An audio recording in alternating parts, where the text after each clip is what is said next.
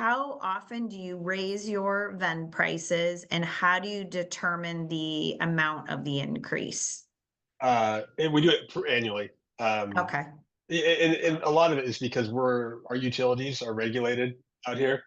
So by mid-December, I know gas and electric and increases, and by like January, I know water, and we also loop in. That's when we do kind of the performance based raises for my team.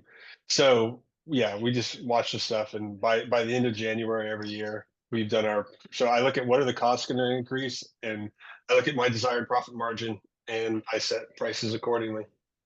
Makes sense. How about you, Jake? Yeah, so we're still ramping up our pricing from our initial open. The name of the game was customer acquisition. We wanted to give people no reason not to try our laundromat. So pricing started very low. We've been scaling it up since then.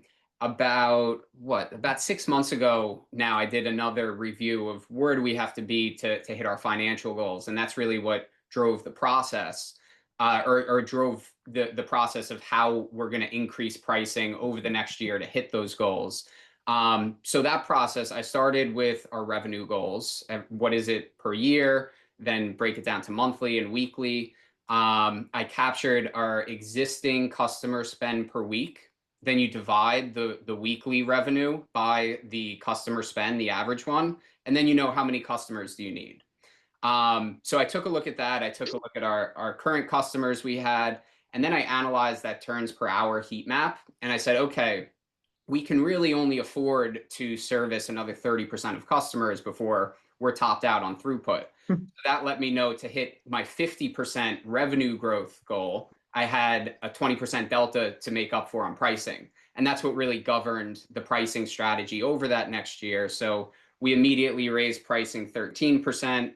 And then we're about to raise pricing another 5%. And then by year end, another 5%. And then we'll kind of level out at our normalized increases after that point, which will be 2 times per year at 3%.